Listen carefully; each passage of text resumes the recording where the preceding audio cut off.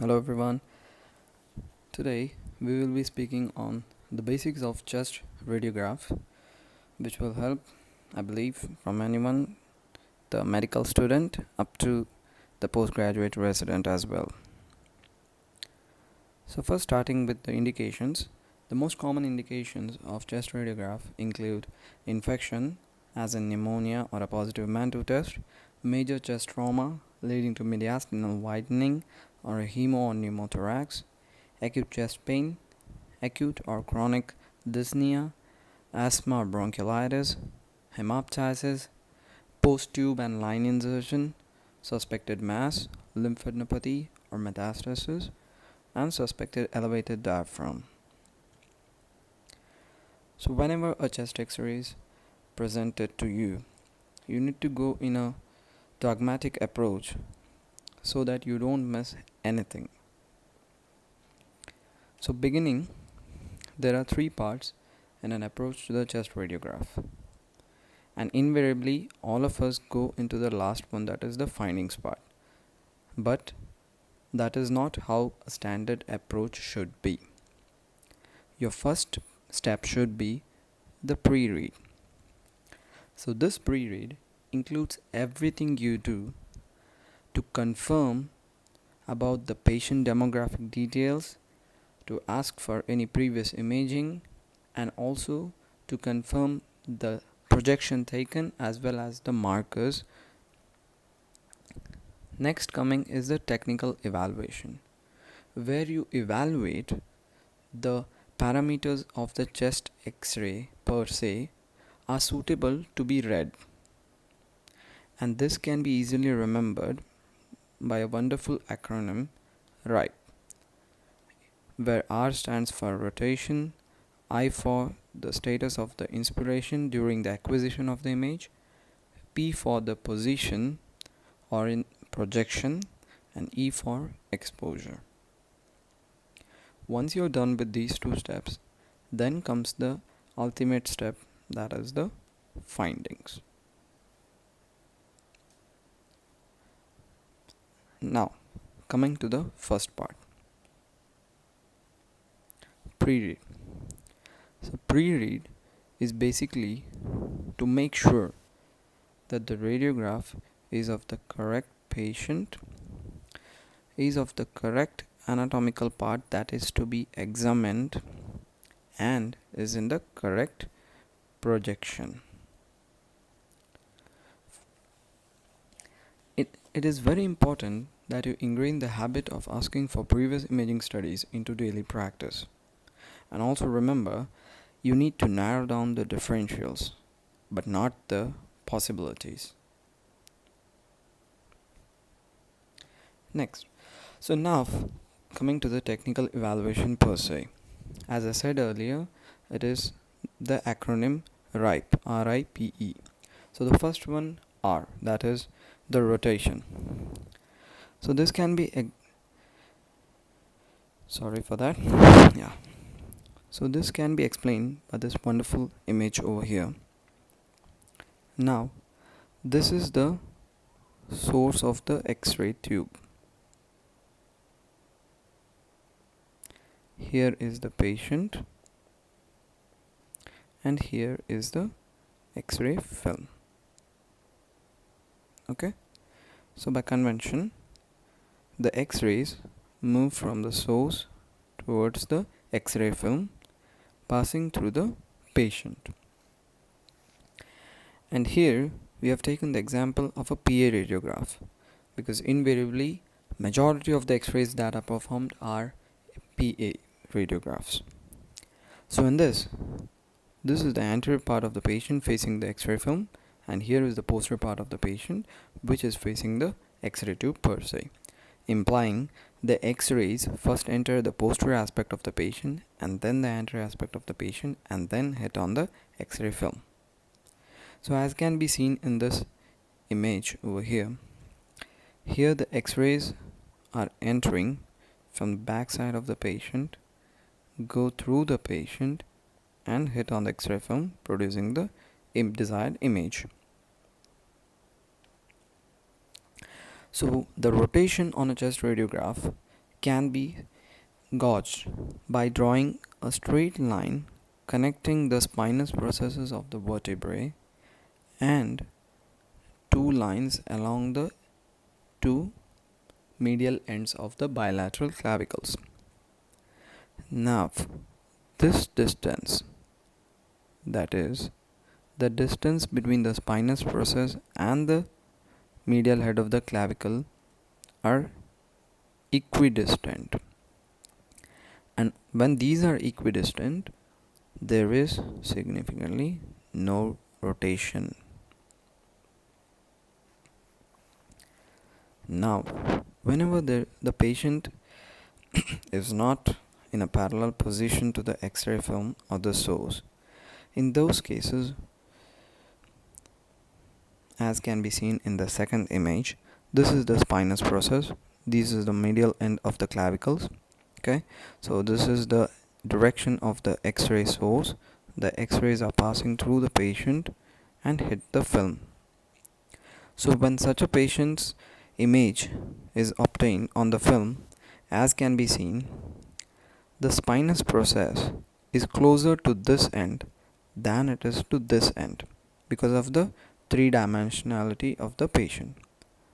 So in such cases, as you see in this image, the left medial end of the clavicle is very close to the spinous processes, much more closer than the right side is.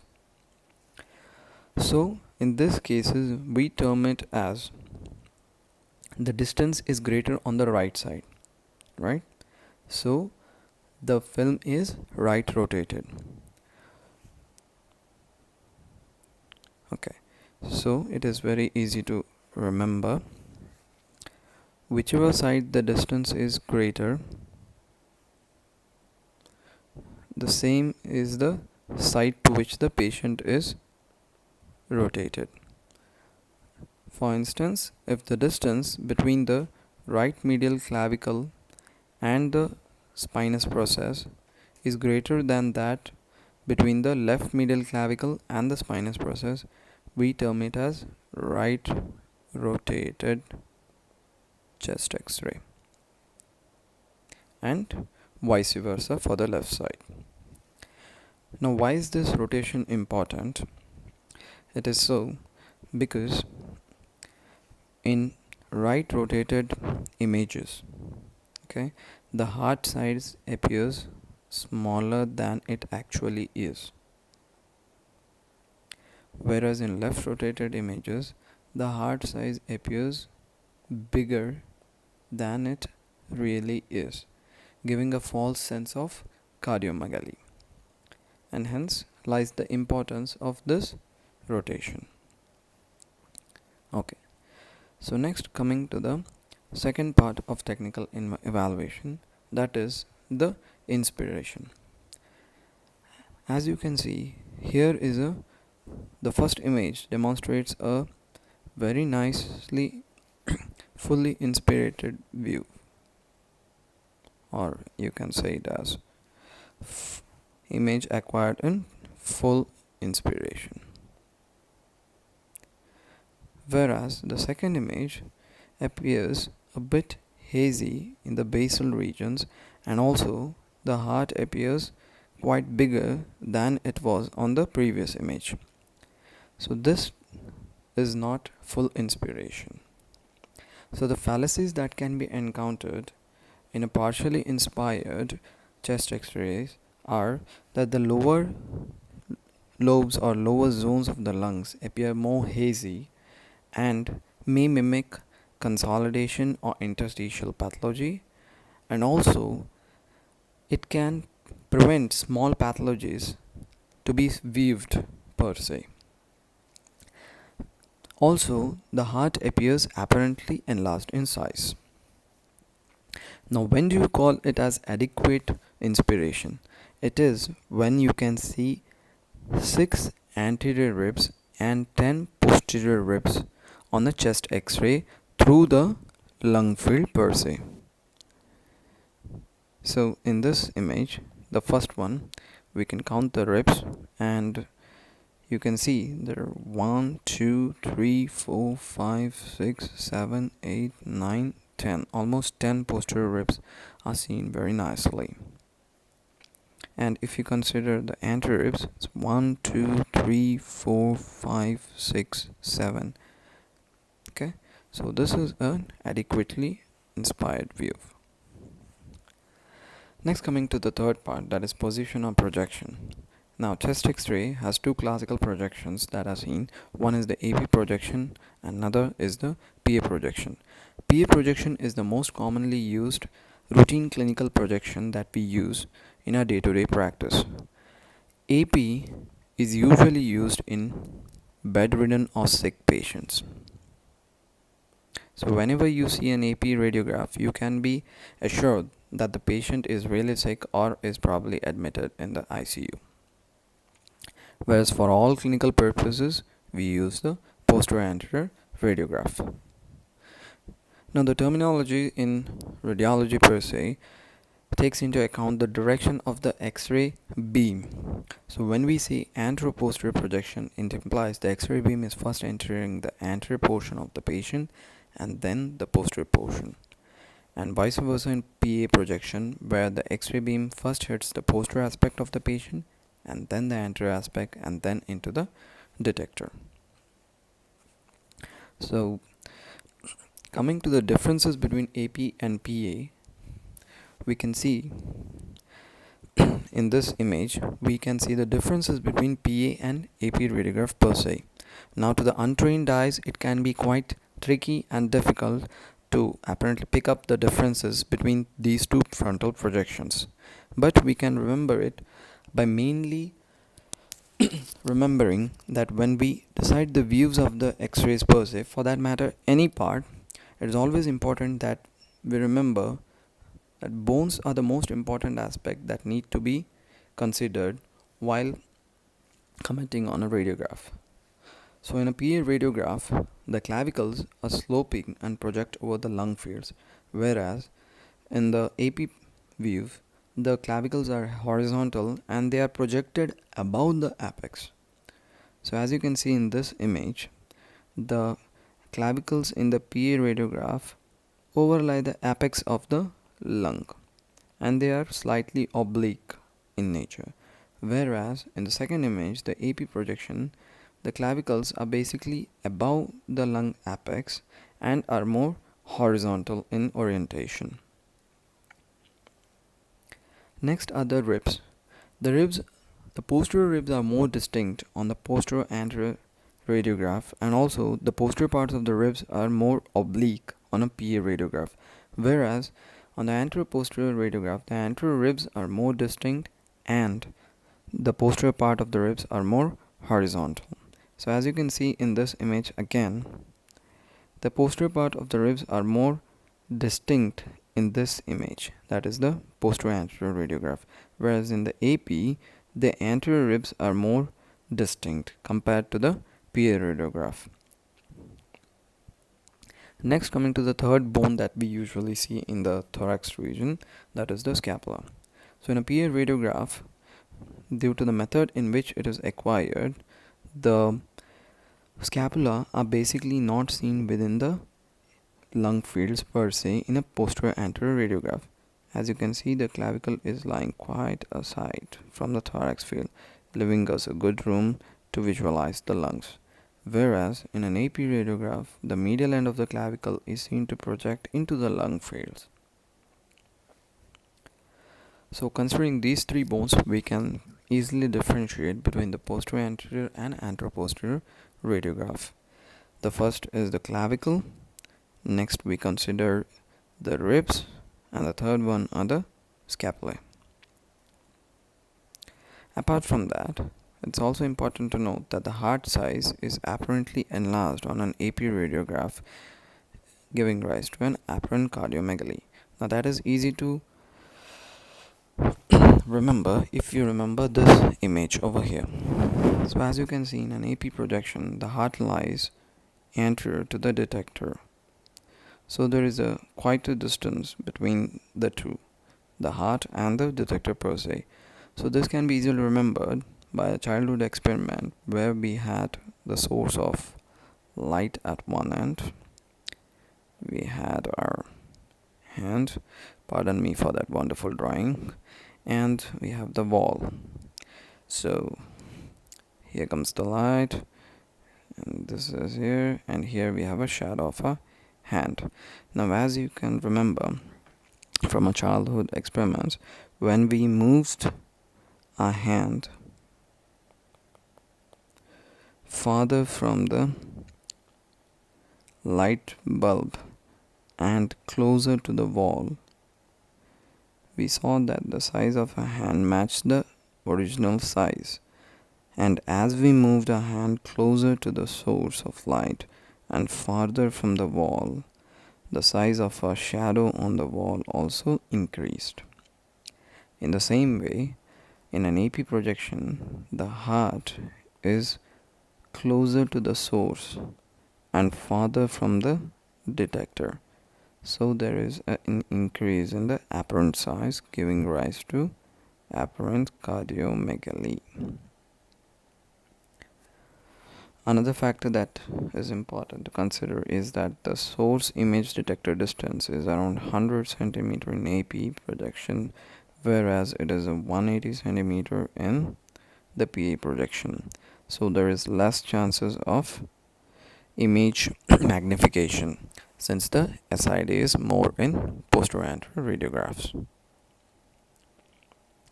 Okay. So that was the usual differences between our AP and PA projection. So now we come to the fourth part of RIPE, that is exposure. An adequately penetrated chest X-ray is one in which the intervertebral disc levels are just visualized to the cardiac cilium. This is the criteria that we use when we gauge if the exposure is good enough or if it is overexposed or underexposed. So now when we have poor exposure, it can be either an overexposed film or an underexposed film. So in the overexposed film, as you can see in the first image, the lungs appear distinctly radiolucent, that is, they appear more black. So when it is so, subtle findings in the lungs are easily missed. And in overexposed film, you can make out the vertebra very clearly. Okay. Next is the underexposed film. So in the underexposed film, the lungs appear slightly densed, as can be seen in the second image. So here, the lungs appear fallaciously more white. And this can mimic lung infiltrates or an interstitial pathology. And also, if you can see the cardiac sinew, it appears very dense, and the vertebra is absolutely not visible at all. So the retrocardiac area cannot be evaluated on an underexposed film. Okay, so now we are done with the pre-read and assessing the technical quality of the chest X-ray per se. So now we come to the training of the eyes. Now at first look, this chest X-ray appears quite normal. Absolutely, there's nothing wrong in it. The heart is fine, the lungs are fine, the diaphragm is fine, the airway is fine. Okay, so what's the problem? But hey, what are these small structures over here? If you could go back to the previous image or any chest X-ray, can you make out the difference? Yeah. Here. This. So this is a case of cleidocranial dysplasia. The clavicles are hypoplastic bilaterally. So that is important to view each and every corner of the chest X-ray and not just restricting our vision to the lungs or the heart, diaphragm and airway, and that's it. Next, another instance of missing stuff. So here you see, okay, the Heart is good, the lungs are great, yeah, the airway is great, okay, the clavicle is also fine, the other bones are fine. So what's the issue? But hey, there's a radiolucency that is present just beneath the diaphragm. So no brownie points for guessing what it is. It is the classic air under diaphragm that is seen in any case of hollow viscous perforation. So another case. On first look, this X-ray looks quite good. Yeah, the lungs are great, the heart is great, the bones are great, the clavicle is great, the airway is great, the diaphragm is great, no air, nothing. So what's the issue? You can see probably the heart was fine, but beneath the heart lays another radio density. So this was a case of ganglioneuroma from the posterior aspect of the thorax abutting the vertebra. Hence, don't miss the retrocardiac area. So another case. Now here, everything looks fine on the first instance, but if you look very carefully, the hilar appears prominent bilaterally with lumpy bumpy contour. That's seen in classic cases of hilar lymphadenopathy, most commonly in sarcoidosis or silicosis, or maybe even tuberculosis. Okay, another case for training the eyes. Now, in this case, everything looks fantastically normal. The lungs are fine, the heart is fine, the retrocardiac area is fine, the vertebra is fine, clavicle is fine, here everything, scapula is fine, the diaphragm is fine, everything is fine. So, what's the finding in this? Now, if you look carefully, the lower anterior end of the ninth rib, there is an lytic lesion causing expansion of the anterior end of the ninth rib. So this was a case of classic enchondroma. Now, this finding would have been missed by even the most experienced radiologist if not for the correct history and clinical examination of the patient. And that is why I said pre-read is an absolutely important context while approaching the chest radiograph. So another classic case. Now here you can see everything looks fine. The lungs, the heart, the retrocardiac area, the diaphragm looks fine. The bones, the clavicle, scapula, vertebra, everything looks fine. But on close examination, you can see the humerus is not normal.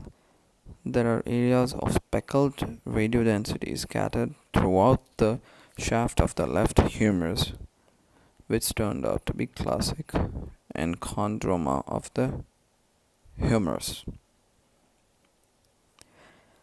And that is why reading these hidden areas becomes important while approaching the chest radiograph. Now, another case wherein you can see that everything looks fine. The lungs, the heart, the airway, the scapula, the diaphragm, the ribs, everything looks fine.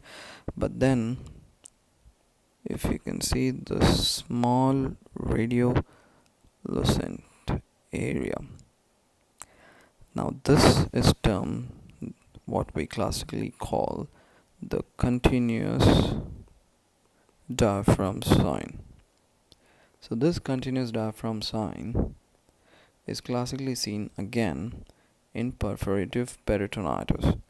Usually, if you can go back to the previous images, the diaphragm, the two domes of the diaphragm are pretty separate with no continuity between them observed on chest radiograph, because the diaphragm the density of the diaphragm per se merges with the density of the heart and the abdominal organs per se, and hence we can't make out a separate diaphragm in this region.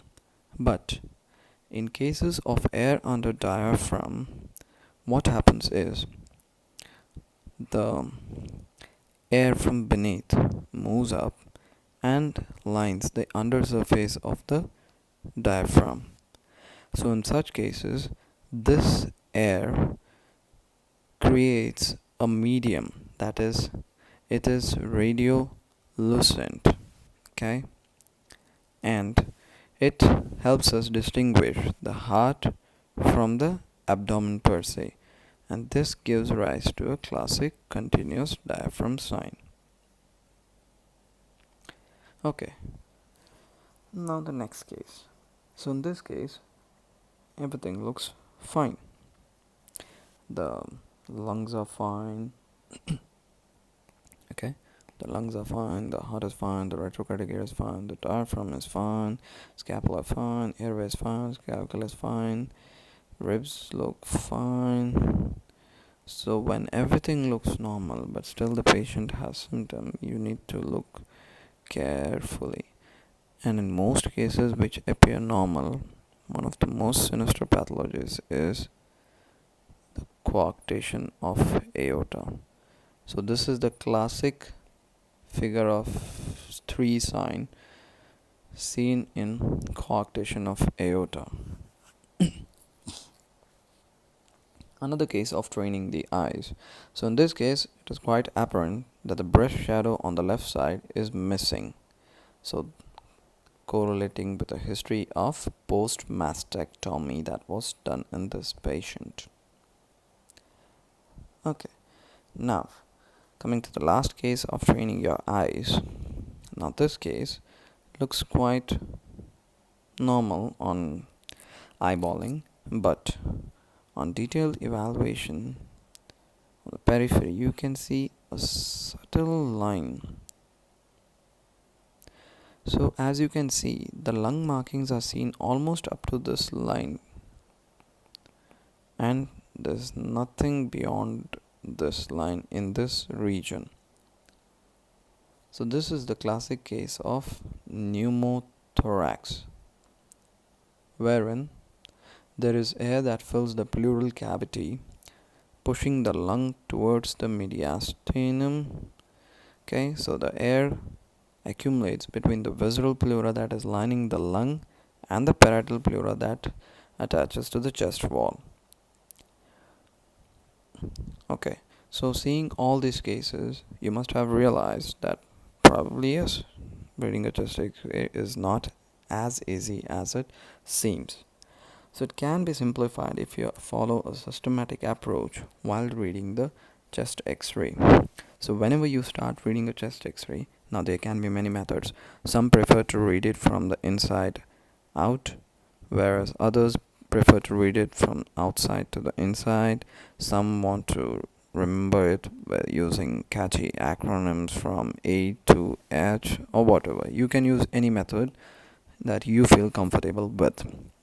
So what I follow is, first when the chest X-ray is presented to me, after the pre-read and the technical audit of the X-ray, I start with the airways first, the trachea, then look for the main bronchi, look for the carinal angle, then look for the bilateral hilar, then look for the cardiac salute, then look for the retrocardiac area, the bilateral cardiophrenic angles, the dome of the diaphragm, the the costophrenic angles, and then read the lungs per se in a zigzag manner. First I read the right lung like this, and then I read the left lung like this, and after all this is done, and then I go to read the bones, the clavicles, and then I go to the ribs, and then the scapula, and if the humeri are included in it as well, and then also look for the soft tissues that are visible in the given radiograph as well. So by following this Sorry. So by following this method, it's close to impossible to miss any finding per se. Now coming to the hidden areas of a chest X-ray, these are mainly basically 5 areas, 4 of which are visualized on this image. The first is the apex, which are usually hidden by the medial ends of the clavicle on both sides. The next are the hilar vessels or the hilum in this region.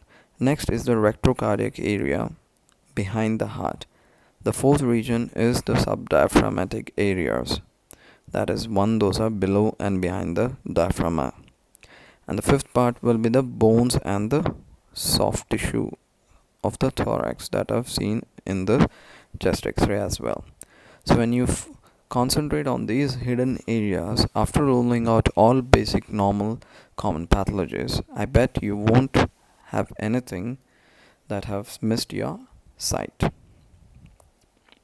Okay, so let's go through the roughly the anatomical correlates of a normal chest X-ray. Starting from the right side, we have the right innominate vein on the side, followed by the SPC, and then we have part of an ascending aorta, which is not usually seen, and then you have mainly the right atrium, you have the diaphragm, and on the left side you have the left innominate vein, the aortic arch, the AP window, then you have the pulmonary artery, the left pulmonary artery, you have the left ventricle, and the diaphragm again.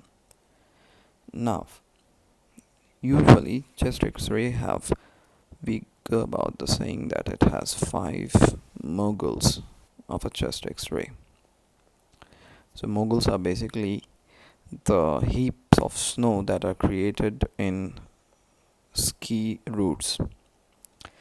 Okay, so the 5 moguls are: the first mogul of a chest X-ray is above the carina and is formed by the aortic arch. So this is the first mogul. So when it is prominent, you can consider the differential of aneurysm or aortic ectasia. So that was about the first mogul. And if it is notched in appearance, you can think of coarctation of aorta. Okay, next one is the second mogul. Now the second mogul is just above the left main bronchus and is formed by the main pulmonary artery. So usually it is flat or concave, formed by the aortopulmonary window as well. Whenever it is prominent or convex, think of pulmonary artery, hypertension, or any left to right shunts. Okay, next is the third mogul. So the third mogul, sorry for that. Yeah, next is the third mogul. So the third mogul is never seen normal. If it is seen, it is always abnormal. It is always abnormal.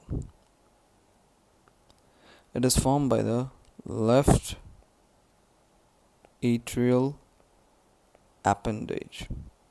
Now this appendage is usually small in size. Whenever it is increased in size and appears prominent, it forms a convex outping termed the third mogul, and it is classically seen in rheumatic heart diseases. Okay, next coming to the fourth mogul. Now the fourth mogul is formed by the convexity of the left ventricle. So whenever it appears more prominent, you term it as left ventricle enlargement. And the last mogul, that is the fifth mogul, is the cardiophrenic angle. So this is never seen. If there is a bulge in this region, you think of pericardial pathologies like pericardial cyst or pericardial fat pad. So those were the 5 modules of the chest X-ray. Okay, so now coming to a few of the common pathologies that we see day in and day out. The first among them is atelectasis. Now, usually atelectasis appear as homogeneously radiodense on chest X-ray. So they appear radiodense, and there is mass effect in the form of pull towards the site of pathology, towards the site of the pathology. Okay, so when you have seen a radiopacity and there is pull of the mediastinum towards the side of the radiopacity, you can be assured that this may be something that is causing collapse of that particular lung area. Now, based on the location of this radiopacity, you can tell which lobe of the lung is involved. Coming to the first image here, as you can see, there is a radiopacity in this region in the right upper zone, and the mediastinum, that is the trachea, is deviated towards the right side. So you know there is something that is causing volume loss. So in these cases, this is the classic finding of right upper lobe collapse, wherein there is a radiopacity in the right upper zone, there is mediastinal shift towards the right side, and a concave border, that is the inferior border is concave. This is because of the major fissure being pulled upwards. Okay, next. So on first impression, this radiograph appears absolutely normal, but on closer inspection you can see that this border of the heart is not distinct as the other areas are. So this loss of distinct border, or the loss of the cardiac silo, is termed as Seller's sign positive, or just simply Seller's sign. So basically Seller's sign is used when there is loss of the normal cardiac silo that is seen. Now it is very important to understand the basic concept behind Seller's sign. So for that we need to remember that the lungs are basically two bags filled of air, and air is radiolucent, that is, it is black, and the heart is basically an organ filled with blood and is radiodense, that is, it is white. Therefore, under normal circumstances, there is a nicely seen border between the heart and the lungs that is termed the Seller's sign. It is important for this Seller's sign to be appreciated that there are two characteristics on which the basic tenet of Seller's sign lies. One is that the two anatomical regions are in continuity or close proximity.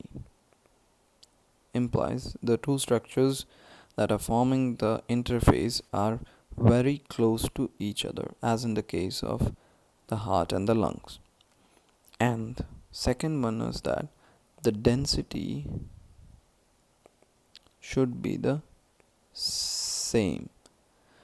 So whenever this Seller's sign, for the Seller's sign to be positive, there has to be some density in the region just besides the heart border. So as in this case, you can see there is slight radiodensity that is seen in the right lower zone, which is in continuity with the right border of the heart, and hence this interface between the heart and the lung is obscured, giving rise to the salute sign. So the two characteristics for salute sign to be positive are: 1. The two structures are in close proximity, and second, they are of the same density. Now, as I said earlier, in the normal chest radiograph, the lungs are filled with air and the heart is filled with blood.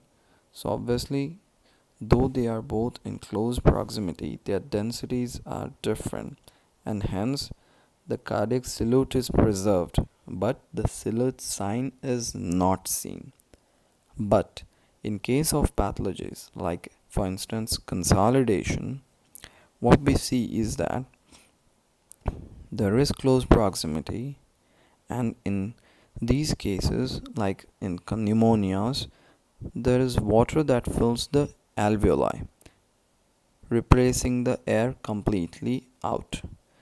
So in this instance, the lung that was supposed to be black appear white due to the change in density. So now a second prerequisite is solved, and hence the salute sign becomes positive. Now using the location of the heart and the lungs, we can pinpoint which lobe of the lung is involved. Now the right heart border is in close proximity with the right middle lobe, that is the RML. The dome of the right hemidiaphragm is in close proximity with the right lower lobe. The upper part of the right heart border is in close proximity with the right upper lobe. The aorta is in close proximity with the left upper lobe. The left heart border is in close proximity with the lingula of the left upper lobe. Okay, so the left heart border is in close proximity with the lingular part of the left upper lobe, and the left hemidiaphragm is in close proximity with the left lower lobe. So based on these locations, we can easily pinpoint which area of the lung is involved. So as we can see, the right middle lobe is involved in this patient because the right heart border is obscured, giving rise to the salute sign.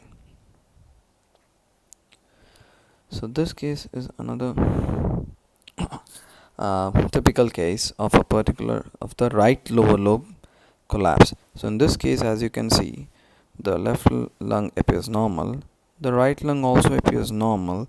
However, on closer inspection, you can see there is a peak of diaphragm on this, that is the classical juxtaphrenic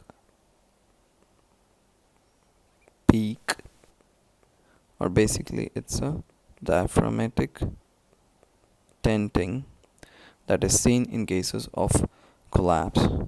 And on closer inspection, you can make out a triangular retrocardiac opacity. So this is the classic case of right lower lobe collapse or atelectasis. And as you can see, there is no transition between the diaphragm and the involved right lower lobe, again satisfying the criteria for salute sign. So next, in this case, it is classically apparent that there is some radiopacity in the left upper and middle zones, and the trachea is pulled towards the left side, and there is a sliver of radiolucency that is seen to line the aorta. Now this is a case of classic left upper lobe collapse, and this lucency is termed the leftical sign. Okay, so this crescent of air is mainly due to the upper part of the left lower lobe, which comes to lie beside the aorta, replacing the collapsed left upper lobe volume. Okay, so next part. So again, this is also pretty easy. There is a retrocardiac triangular opacity, this time towards the left side. So it is the classic left lower lobe collapse. So it is the left lower lobe collapse, a triangular retrocardiac radiopacity on the left side. Okay, so now we have done with the collapse part. Now coming to the consolidation part. Now collapse and consolidation both are sometimes can coexist. So how do you differentiate between a consolidated lung versus a lung that is collapsed? Now it is very important that you know the pathology behind these two. In consolidation, there is basically the air sacs or the alveoli, which are normally filled with air, are filled with some kind of fluid or blood or pus or aspirated fluids, etc. So this is termed as consolidation. Whereas in collapse, the alveoli basically don't have any air in them, neither do they have air nor do they have any fluid within them. So this can be due to myriad reasons, like there is a blockage in the inlet, or there is forceful collapse due to pressure that is exerted externally. So there can be many reasons behind that, but the tenet is that there is absolutely no air within the alveoli. So now they appear collapsed. So this is the basic pathology in collapse and consolidation. Now based on this, we can realize that in consolidation, the basic morphology of the lung is, or the volume of the lung is preserved. In some rare cases, it may be in fact increased. Whereas in collapsed or atelectasis, as the word says collapse, there is loss of volume of the lung. So in these cases, what happens is, in consolidation, there will be no midline shift, whereas in collapse, the midline is shifted towards the side of collapse. So there is mediastinal shift towards the site of patho. Okay, right.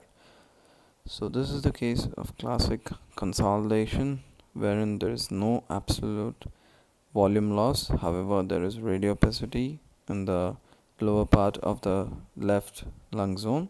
So this is a classic case of left lower lobe consolidation. Mind you, this is not the lingular consolidation, because the cardiac border is clearly seen.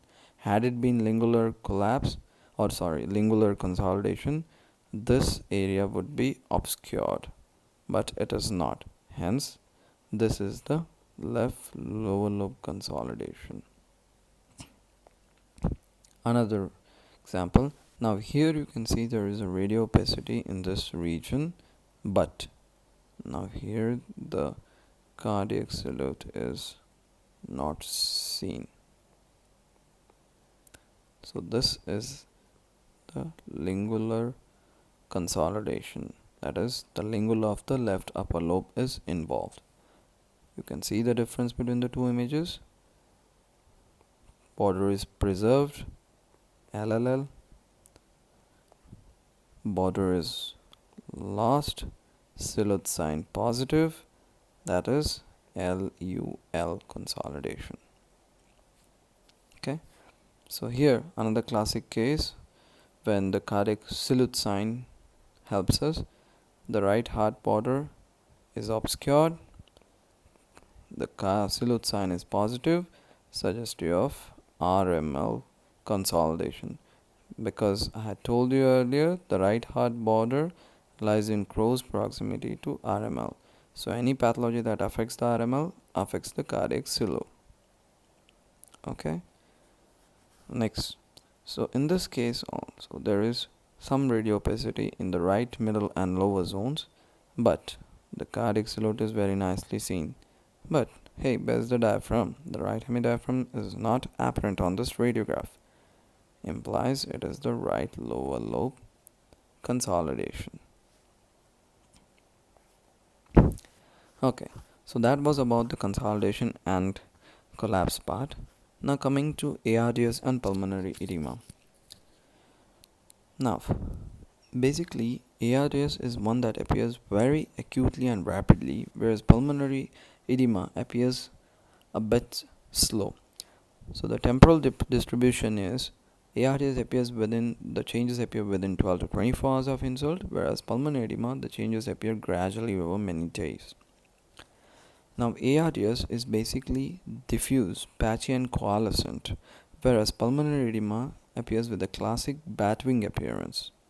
Also, since pulmonary edema is of cardiac origin, there is cardiomegaly that is seen usually. Also, curly B lines can be seen. Now, curly B lines are basically interstitial fluid that are seen in the basal regions of the lung towards the periphery near the pleural surface. So, these are basically thin horizontal lines in the basal regions of the lung at the peripheral part, and these represent fluid that is accumulated in the interstitium of the lung due to back pressure changes. Now, the response to diuretic is classical in and phenomenal in pulmonary edema, whereas it is usually not seen in ARDS.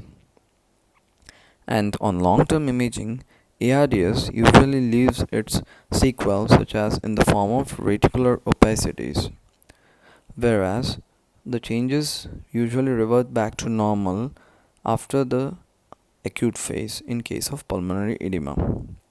And also, pleural effusion may be present concomitantly in case of pulmonary edema, but it is not seen in ARDS. So this was the two main differences between ARDS and pulmonary edema. So as you can see in the first image, diffuse patchy areas of fluffy opacities in the bilateral lung fields, and there are many pipes and tubes, lines and tubes that are seen. So basically it's an ICU case, basically a very sick patient. There's cardiac leads, there are many lines and tubes, and the patchy distribution, the heart appears quite normal. So this was classic case of ARDS.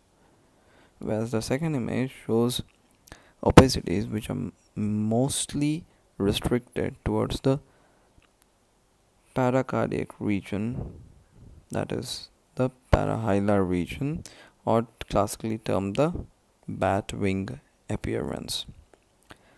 And the cardiac fluid also appears enlarged in size. So this is the classic case of pulmonary edema.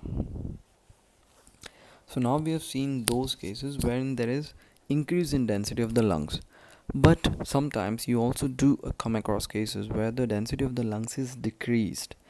So now in this case, which is a classic case of emphysema, where the chest is barrel shaped, the lungs appear hyper aerated. The lungs are hyper aerated.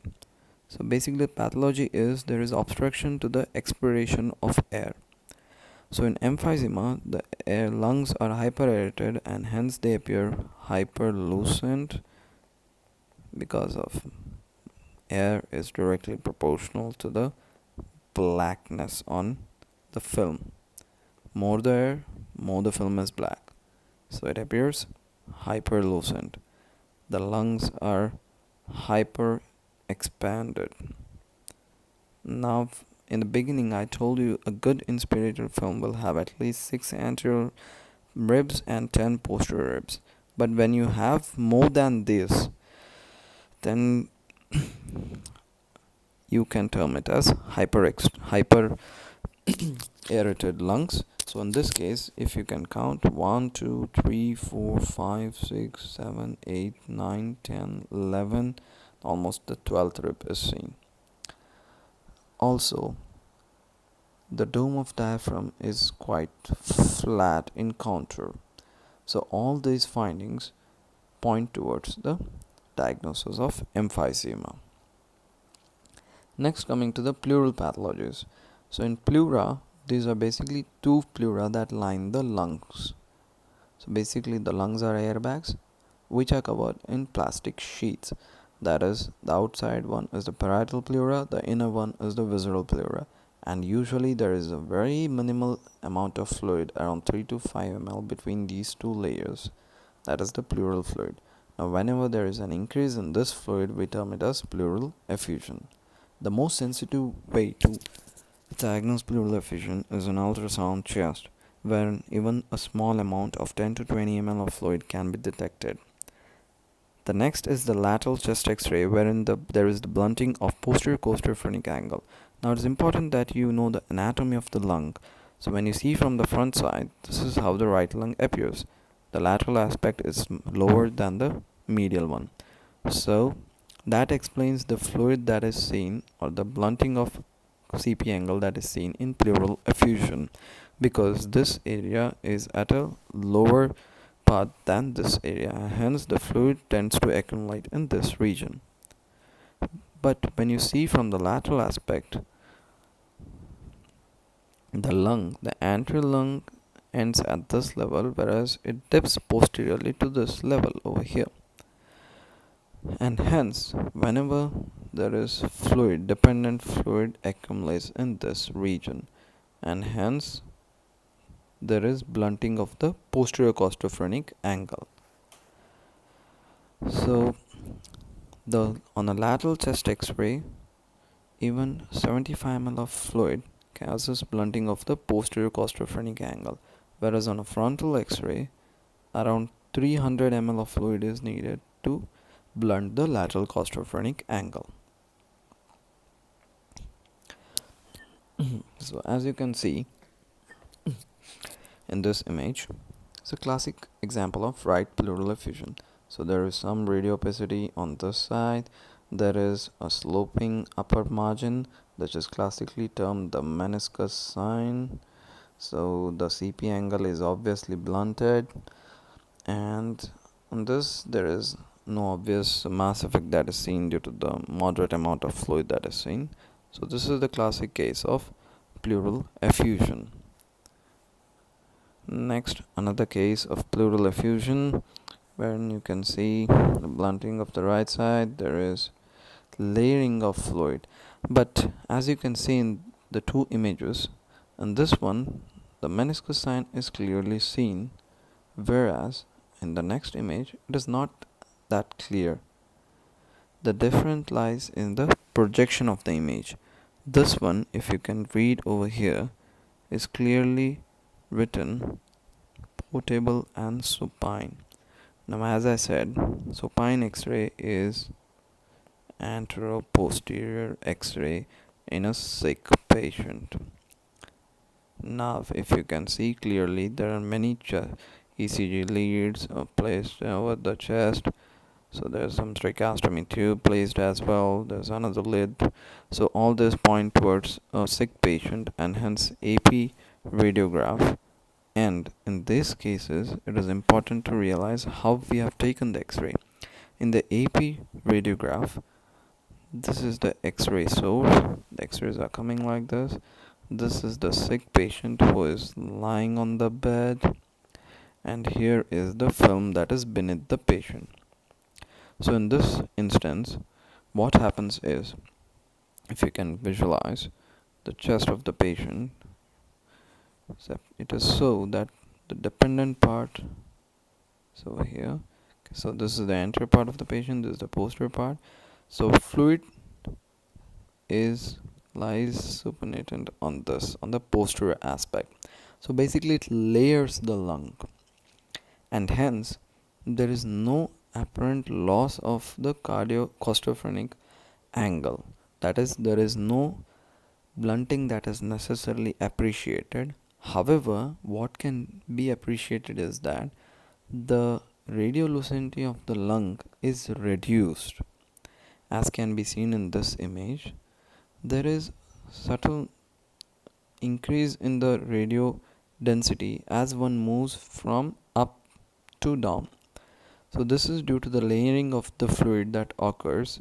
Since the posterior part and the inferior part has more room for fluid accumulation, there is more fluid accumulation in the inferior part of the lungs than compared to the superior part, and hence the radio density increases as one moves downwards, and hence this appearance, and there is no meniscus sign present. So this case of classic pneumothorax. So this is the image that I showed you earlier as well. There's a subtle line that can differentiate the normal lung from the other radiolucency that is on this side. So this is a classic sign of pneumothorax. Now this is a simple pneumothorax, and there is cases of tension pneumothorax as well. Before we go to that, we have to see what is the use of inspiration and expiration. As you can see in this finding may be missed, but this will definitely be not missed.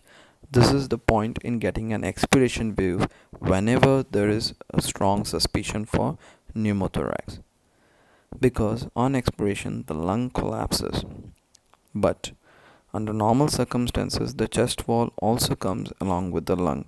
But in cases of pneumothorax, due to loss of the normal negative gradient between the atmosphere and the pleural cavity, the lung collapses, but the pleura space doesn't, and hence the appearance is augmented on expiration views, and therefore always get an expiration view in pneumothorax. So next, coming to tension pneumothorax. So when do you term it as tension pneumothorax? So basically there are two or three signs that you need to remember while you diagnose tension pneumothorax.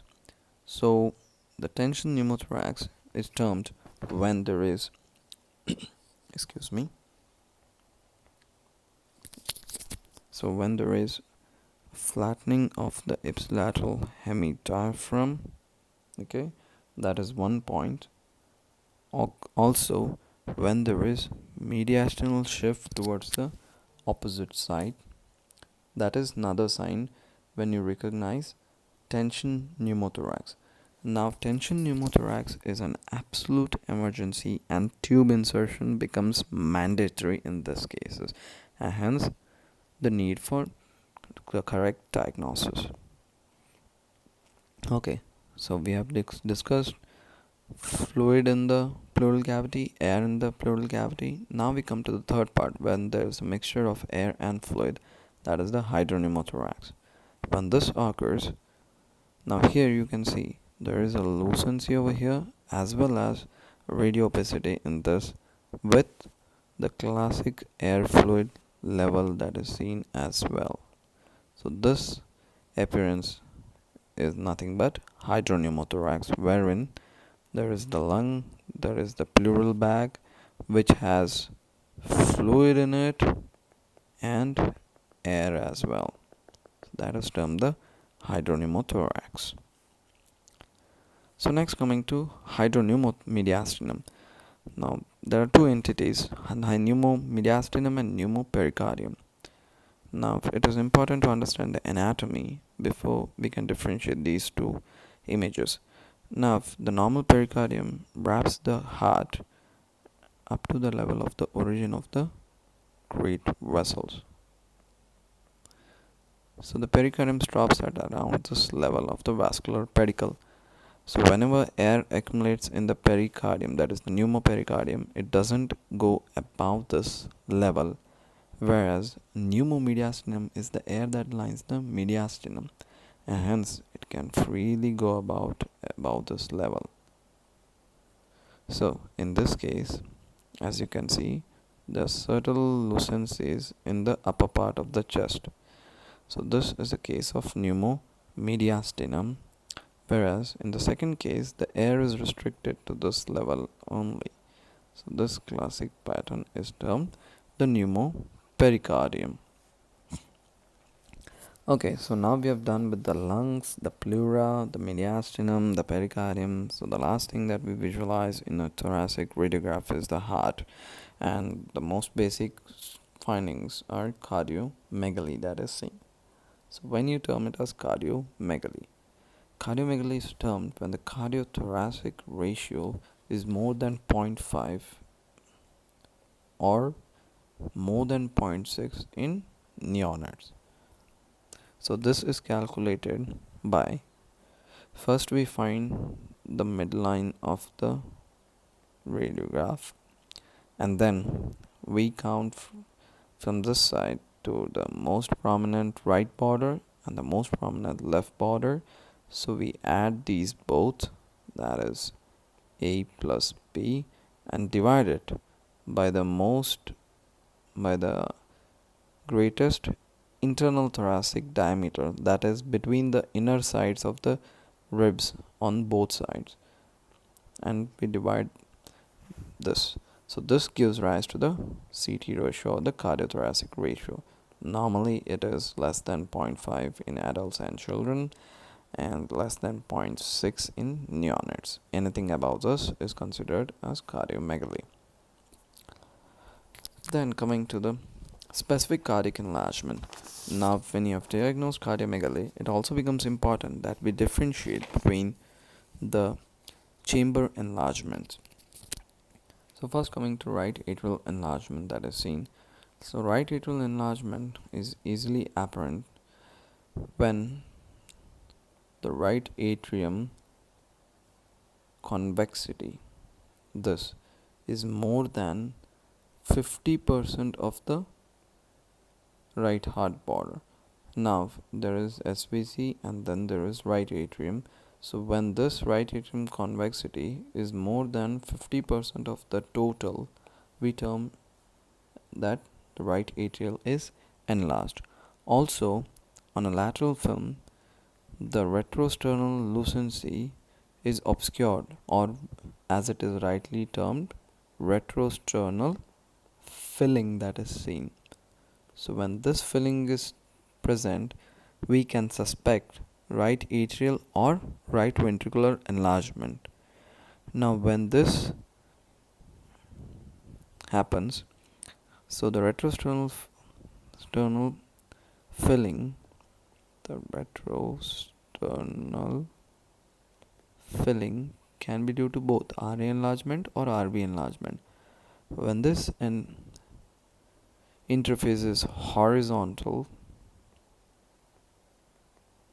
it is more likely to be due to right atrial enlargement. Now when this is oblique or it is slightly vertical, then the cause may be right ventricular enlargement. Okay, right. Now next coming to the classic left atrial enlargement. There are some classic signs that are described. One is the double density sign. Now this is the right atrial shadow that is seen, and then there is, if you can see carefully, another density that is seen beneath this. Now this density is due to the left atrium enlarging and encroaching towards the right side. So this is the classic double density sign. Another measurement that we can use is increase in the carinal angle due to the uplifting of the left main bronchus, and also we can use the distance. If the distance between the convex margin of the left atrium and the medial margin of the left main bronchus is more than 7 centimeters in dimension, and that is termed as left atrial enlargement. So next is the RV enlargement. The classic apex is upturned in this in case of RV enlargement, and as I told you earlier, in the lateral chest x-ray there is retrosternal filling, but this appears a bit oblique in counter compared to the previous image where it was more horizontal. So this is the case of RV enlargement. The apex is upturned and there is retrosternal filling on lateral x-rays. Next is the classic left ventricular enlargement. In this cases, the left ventricle is seen, the apex is downturned, that is, the apex is lateral and also it is downwards. So this is the classic sign of left ventricular enlargement. Okay, coming to the last side, we come across opaque hemithorax cases quite often. So there are 4 differentials that we need to consider in this scenario. That is gross pleural effusion, atelectasis, consolidation, and post-pneumonectomy. So in pleural effusion, there is a opaque hemithorax and there is mass effect to the opposite side. So that is pleural effusion. In atelectasis, we have again radiopacity and mass effect that is to the same side of the opacity. So that is atelectasis. In the third case, we have radiopacity and absolutely no mass effect. That occurs in consolidation. A fourth rare possibility is post-pneumonectomy, wherein there is radiopacity, there is mass effect towards the same side, but there will be a classic history of thoracic surgery, and as can be seen, a few clips, surgical clips that are left in this, so that clinches the diagnosis of post-pneumonectomy. Alright friends, that's it for the basic of chest x-ray. Thank you. Have a nice day.